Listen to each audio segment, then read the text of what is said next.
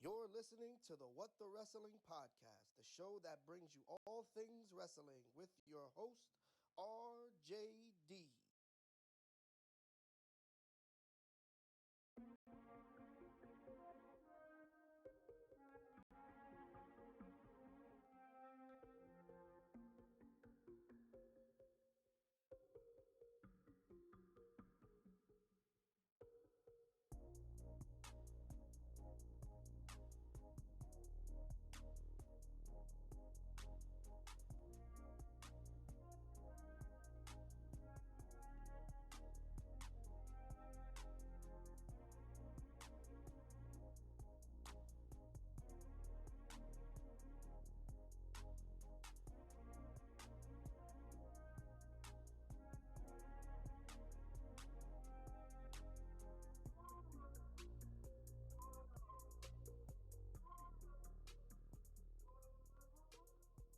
Oh, you already know what time it is.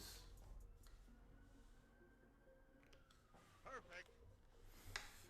We had ourselves a Tuesday night war, even though it is Wednesday, 10/12/2023. We had ourselves a Tuesday night war, and dare I say, both shows were overloaded to the gills. But to us, the fan, there was a lot of wrestling being watched. So I shall not complain. Welcome. This is the What the Wrestling Podcast. And as we get ready to start the show, hit the like button. But first things first, follow me, RJD. What the Wrestling on Facebook, YouTube, TikTok, Spotify, and Anchor. Also RJD199 on the Twitter, aka X. Let's not waste any more time. Let's go.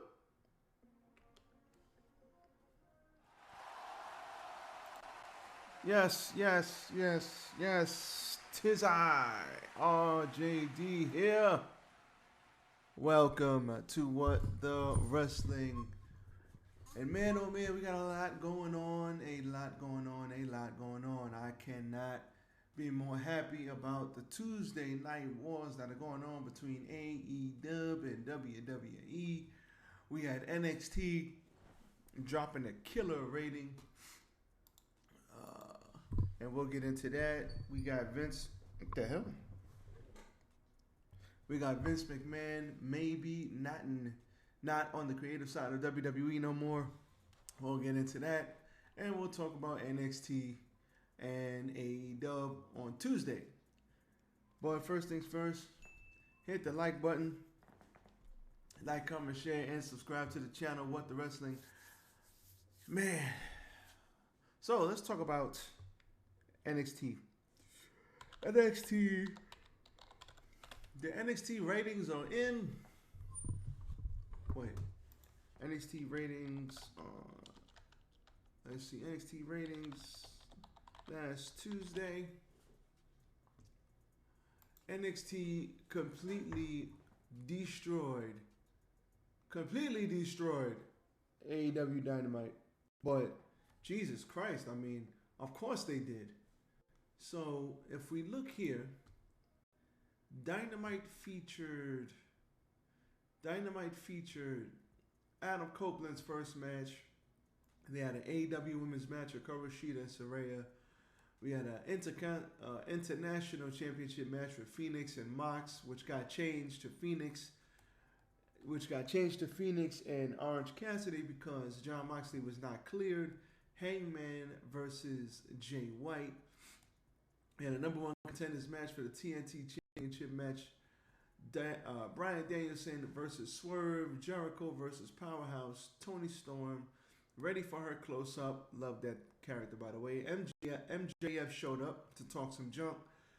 And the pre-show, the buy-in, they called it, we had a Ring of Honor World Championship match. Kingston versus Minoru Suzuki. NXT featured, they overloaded the holy hell out of this show. Literally overloaded the hell out of this show. NXT had Cody Rhodes. Where the hell? NXT had Cody Rhodes open the show with a major announcement. They had John Cena on the show.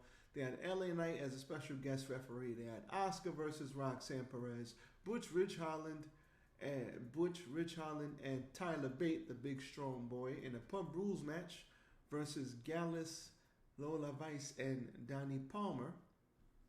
And they had, if I'm not mistaken, they had Braun Breaker. They had Paul Heyman on the show. They had the freaking Undertaker on the show at the end of the show. And Braun Breaker versus Carmelo Hayes. Jesus.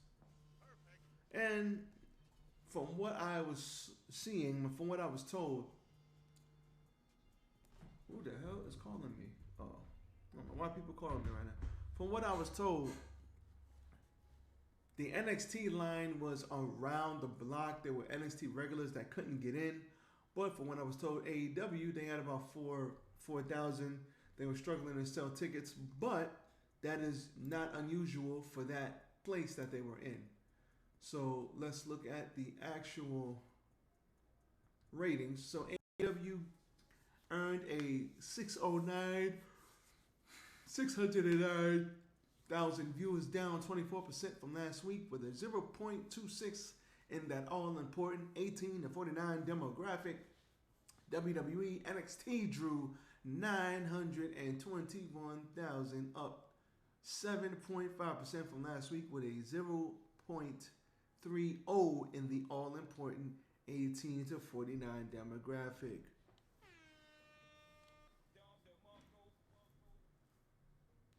Man, we had everybody on that NXT show. Everybody. They had so many people on that goddamn NXT show. The Undertaker out of nowhere. The Undertaker got holy-ish chance without even doing anything. Cena, LA Knight, Cody Rhodes. And that NXT crowd felt like a takeover crowd almost, because they were going batshit crazy. Batshit crazy, that NXT crowd. So, at the end of the day, it was Tony Khan's birthday. Triple H, Shawn Michaels, they take pride in NXT. NXT is actually getting better. Ilya Dragunov is a goddamn savage. I hope they actually let him go when he gets to the main roster and let him do what he can do. And don't try to hold him back and let him actually go out there and put bangers on. If not on TV, at least let him go out there on pay-per-views and tear it up. Will they let him do that? Who knows? We'll see what happens. But he fought Dominic Mysterio. Rhea Ripley was out there. They overloaded. We're talking about NXT first. Let's talk about NXT. But they overloaded that show. They did not want AEW to win the day. But you have to take into account, AEW is not on their regular night. They're on Tuesday. So a lot of their viewers who normally tune in Wednesday probably couldn't tune in Tuesday. So once you take that into account, once you take into account how overloaded the damn show was as well, it is what it is. You can't get mad at NXT for smoking WWE at that point. They haven't been up close to 1 million viewers in a very long time. And like I said, I don't know what that says for AEW tying the developmental league. But they had a crazy number of people on that show. So that's number one. Number two, both shows were actually good. Roxanne and Asuka was good. Let's talk about this NXT show. Roxanne, computer is acting crazy. I'm due for an upgrade with this computer. But it's fine. Roxanne was Cody came out. Let's start from the top. Cody came out, announces the return of some tournaments. The Dusty Rhodes Classic is coming back. The men's breakout tournament is coming back. So Cody came out there, Dragunov came out there to welcome him to NXT. Then Rhea and Dom came out there, and then after that, they ended up making a match for the Dragunov and Dom ended up making a match. So that was good. Cody Rhodes got a huge pop. Dragunov got happy birthday chants. So it was cool. And Dirty Dom still got booed out of the building. Roxanne Perez versus Asuka was a good match. Shotzi took out Kiana James, who tried to lay out Roxanne afterwards. Asuka and Roxanne could have got a lot more time.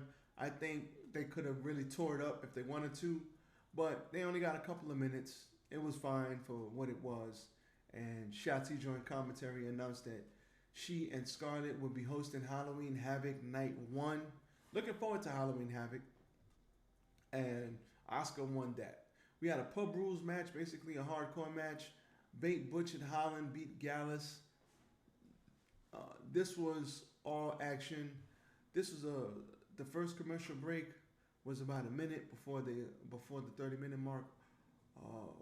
All three of the baby faces hits the beats of Borderland on the heels.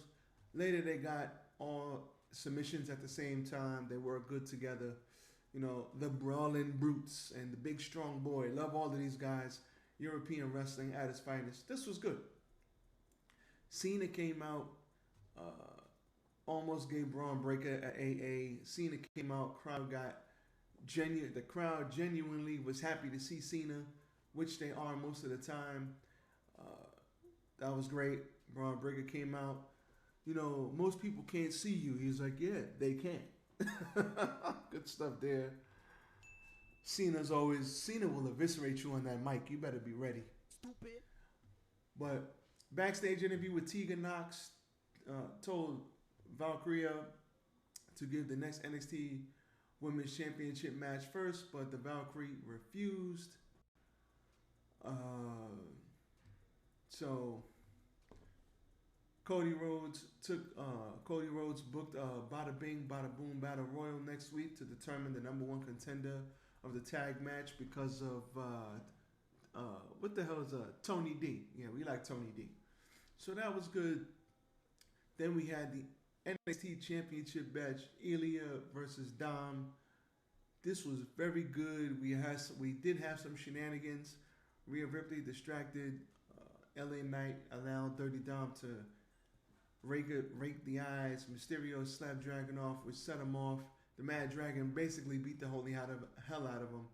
Knight threw out Balor and McDonough. Trick Williams got involved to stop Rhea from attacking Dragunov. Corbin confronted Cody after the match, demanding an NXT Championship match. And Cody told him he would need to talk to Dijak and the winner of Carmelo Hayes and Braun Breaker next week to earn a number one contender spot. Might be a fatal four-way coming up. And Dragunov needs people to beat, so I'm all for it. Nathan Frazier confronted Dirty Dom backstage, making his claim for the North American Championship. Women's breakout tournament, Lola Vice with Elektra Lopez versus Diana Palmer. Vice beat Palmer to advance to the semifinals of the breakout tournament. This was The crowd was behind Vince, including Lola's Gonna Kill You. JCJ interrupted the Chase U class before announcing that Andre Chase and Duke Hudson would be the number one contenders, would be in the number one contenders match next week.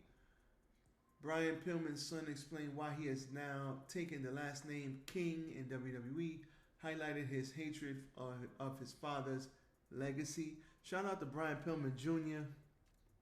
Stupid. Oh, wrong button. Wrong button. Jesus Christ.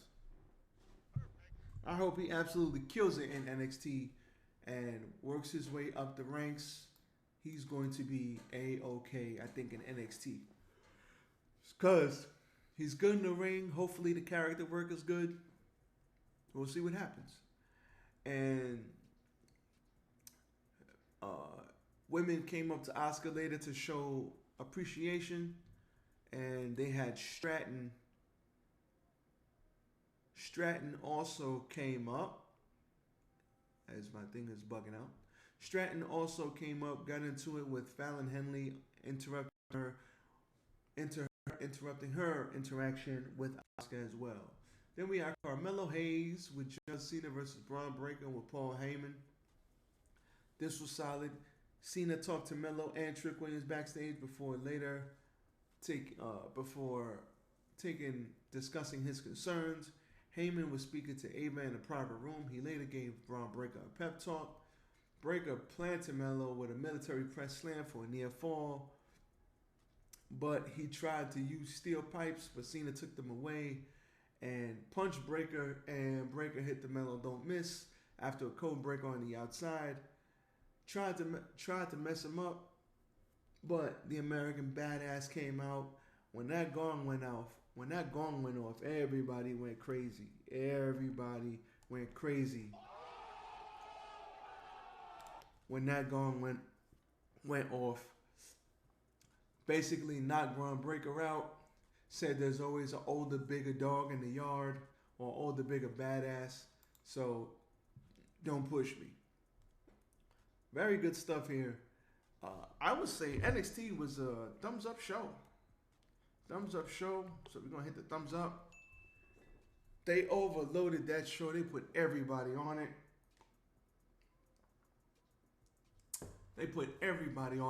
And the rating showed. And the people that came to show up and watch the show showed. So, good stuff by WWE. Let's transition over. AEW, Kingston beat Suzuki to retain. Then we started off the show with Bryan Danielson versus Swerve. These two guys are absolutely fantastic. There was some shenanigans in this match. Danielson beat Swerve with the shenanigans at the end of the match. Danielson is really on his world tour to show why he is the best wrestler in the world. And Swerve is really getting the chance to spotlight what's going on. But because of Hangman, Swerve lost the match. So, here we go. Swerve and Hangman shall continue to fight. Chris Jericho versus Powerhouse Hobbs. This is basically a glorified squash. I mean, he beat the holy hell out of Chris Jericho. And literally refs spine buster after spine buster after spine buster. Dominant win to somebody. I mean, he's not getting a Wardlow treatment, but this was as dominant a win as you can. Jericho putting this guy over. He hit by 18 spine busters in this match. Stupid. And he just beat the holy hell out of him. And Powerhouse Hobbs is a dominant guy, and he needs to be looking dominant versus top stars. That's the only way you're going to get him over. He's got to look dominant versus top stars, and he's got to beat the top stars. So there's that. Good stuff there. Don Callis was out there, and I think putting him with Don Callis is going to get him over even more, and they're going to boo him. And by association, you're going to get booed because Don Callis is public enemy number one. Another video package from Adam Cole and Roderick Strong. Not as good as the first one. Not as good as the Adam Cole MJF stuff, but it's almost like Roderick Strong is holding him hostage. So we'll see what happens with that. International Championship match, Orange Cassidy versus Rey Fenix, because Mox was unable to retain, and Rey Fenix drops the title to Cassidy, becoming the first two-time international champion. Speaking of international champion, where's Pac been? Anybody seen Pac? You know where Pac? We could use Pac on Collision. We haven't seen Pac in a hell of a long time. So, something to think about there. But Cassidy beats Rey Fenix to win the title.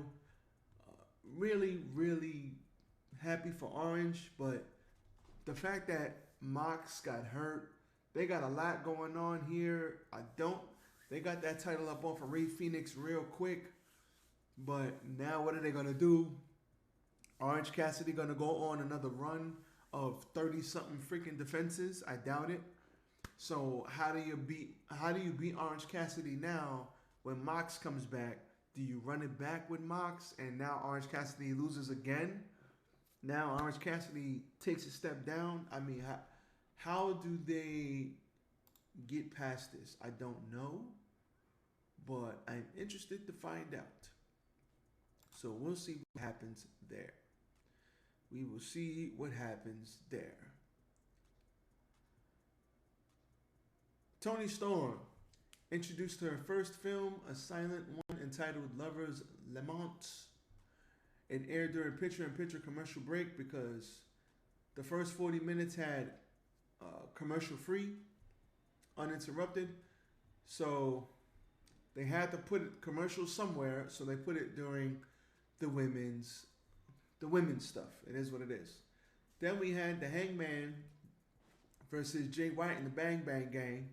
Jay White gets the win because of shenanigans, because of he was out there, caused some issues, and because of that, the story was around Paige's knee. Paige loses, worked over the knee with the dragon screw. After the fact, Jay White cut a promo where he entered himself, Juice Robinson cut a promo where he entered himself into the Diamond Battle Royal next week for champs to win MJF's coveted ring that he always wears. Jay White went back and forth with MJF, but stop the show. So MJF came out and he cut a promo saying you need to do the right thing. He's trying to do the right thing. He's not a scumbag, but he's their scumbag. The people cut a real babyface promo, just white meat babyface promo.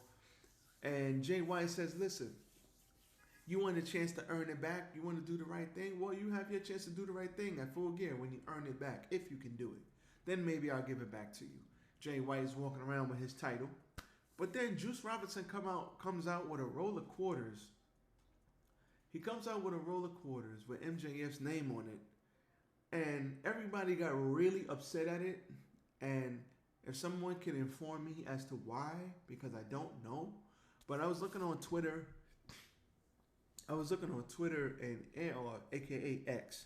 And everybody was just cutting this part of the promo up to pieces, saying it was anti-Semitic and all this other stuff. I am not informed. I do not know why. If somebody could inform me as to why, but everybody hated this promo. Everybody hated it, and I don't know why. So I'm interested to look up why that roll of quarters with MJF thing a lot of people didn't like.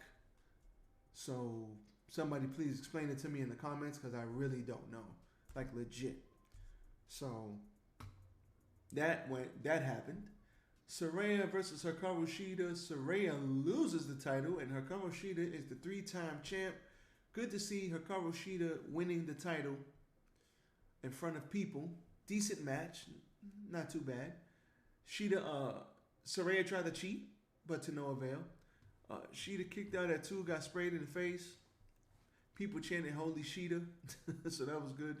But she ends up losing. So what do they do with Toni Storm here? Where does Shida go from here? Maybe they setting Shida up to lose to Toni Storm. Anybody seen Jamie Hayter? Stupid. I ain't seen Jamie Hayter. Her shoulder injury must have been bad, because we haven't seen Jamie Hayter in a long time.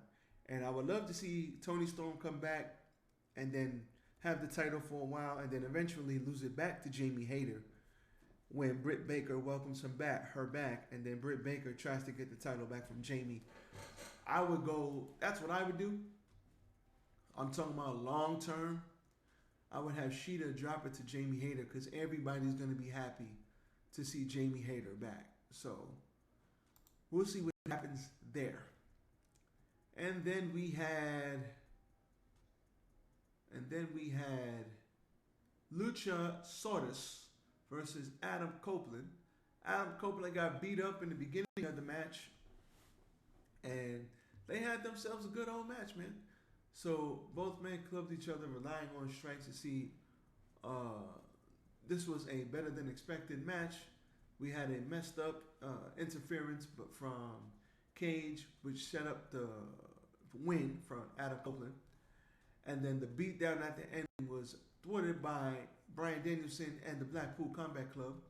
Danielson ultimately tapped down Christian Cage, setting the preview to Saturday's TNT Championship match on Collision.